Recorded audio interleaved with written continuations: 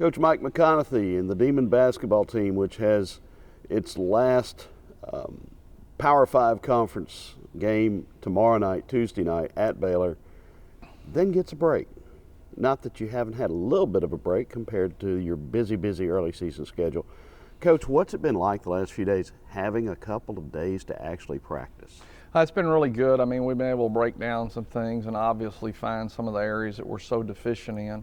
One of the biggest problems when you play 6 games in 15 days is that you never get to practice, and you're trying to work on the opponent, which I've always believed that you probably need to take care of yourself and not spend as much time on the opponent. But there's just this pull to try to make sure you're prepared, when reality is you'd be so much better prepared if you just did the stuff you do well and adjust during the game to what they do. So it's been nice to practice.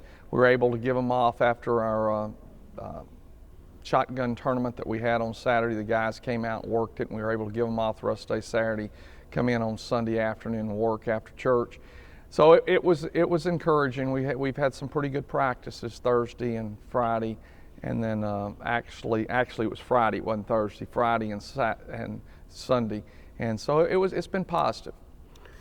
Was there any parallel to your guys watching folks shooting at clays and becoming maybe better shooters themselves? Well, there is a direct correlation. To be really good shooting at clays, you have to shoot a whole lot of shotgun shells.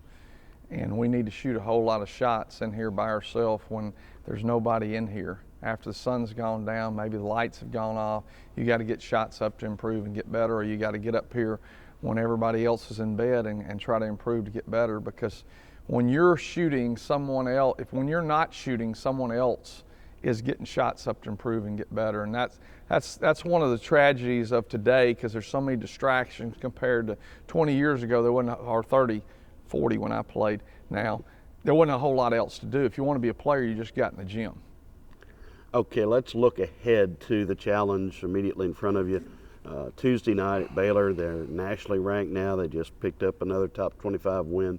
A team that has been playing very well lately. They've had some great deal of success this year. I mean, a big win over Vanderbilt last night.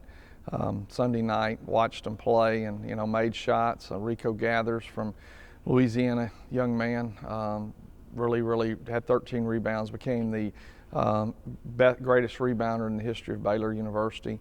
A big night for him, 13 rebounds. Torian Prince, I believe is how you pronounce it, had a huge game, going for a career high, around 30 points. They're just really talented, and they stay within what they do. They're very well coached. They're playing a little bit more man than they have in the past, but in the past they played a lot of zone. I say that when we played them 2 years ago, they played zone early and then they went to man, stayed with man the rest of the game. So, it'll be interesting to see what we end up playing against. What do you try to get out of Tuesday night? You go try to be competitive. You can't go into the game not thinking that you're not going to have an opportunity to compete. What does compete mean? Compete means you're trying to win the ball game, but at the same time, realistically, you got to go get better, because every day you practice, you're trying to get better. So you have to look at this as a practice, and you're trying to improve and get better. You can take the things we worked on the last 3 days, and in the morning we'll get to go again before we get on the bus to go over, and have we improved? And that's one of the most critical things. The other thing that we get out of this is playing different groups and different mixtures of players, trying to find what's the best combinations. We've not been able to be very effective in our waves. Disheartening to me, but we just got to try to play. Hopefully get Trayvon Joseph back within 2 weeks, and Colby Kuntz, we're still just waiting and hoping that he can get there. He looks a lot better, but still has not been released, or he can go back into full contact. So now you've played Baylor, and 11 days before the next game, only 2 games after Baylor before you start Southland Conference play January 2nd here. So what happens beginning Wednesday morning until January 2nd for your basketball team? Well, Wednesday morning we're going to get on a bus and come back. But we're doing something a little different this time, because the finals don't actually begin until Thursday, and we felt like that would be better rested if we did it that way. But what we want to get out of it is an opportunity. Gets a lot of good individual work in the first Thursday and Friday. And then from there, we will work through the weekend, improve to get better, probably take another break to where it will be just individual works. So like maybe 2 days of individual work, 3 days of team work, 2 days individual work, getting our weightlifting in there at the same time to where we can try to improve to get better. Because a lot of times what happens when you're working on team stuff, you go away from individual skill level, and we've got to improve to get better. And so that's something that I think that we'll do, and be a lot of shots involved, a lot of one-on-one basketball, a lot of blocking out and going and rebounding the ball. You know, just those things that we've got to improve to get better at. Your wave system develops players, but at the same time, like you said, you're not seeing in some of those waves some of the productivity that you'd hope to see so far.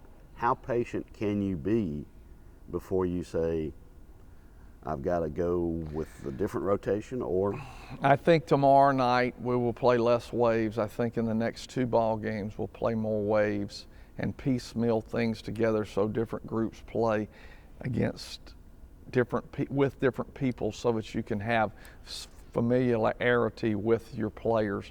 And at that point, then we'll just have to make a decision. Okay, what are we going to be able to do? There'll be games we'll start off in it, and we have to go away from it.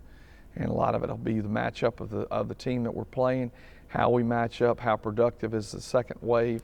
And right now we're kind of off kilter a little bit because we got our 2 point guards playing in one wave. Because that we think right now we want to look at that combination going into this game to see if that's a group that can play together. And then of course if you get Colby back, if you get Trayvon Joseph back, if some of the other guys start, I thought Matt Killian and I thought Tajon Welcome played really well at Arkansas. And so we just got to, you know, gradually get them back in the flow where they were a year ago, and then that makes us a lot more competitive. okay, we're in the City of Lights, big Christmas festival Saturday. Santa Claus is down on the riverfront every night. Are you going to make it by Santa's house and ask him for anything?